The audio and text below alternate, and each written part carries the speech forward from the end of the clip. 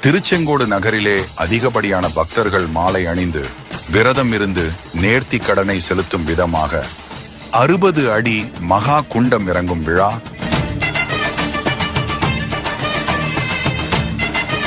30,000க்கும் மேற்பட்ட பக்தர்கள் 60 அடி பூக்குண்டம் இறங்கும் விழா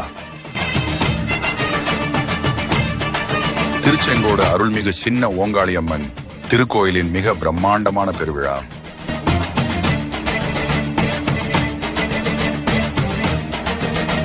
பதினாறு நாட்கள் கொண்ட திருவிழாவாக இந்த மாசிகுண்டம் திருவிழா கொண்டாடப்படுகிறது.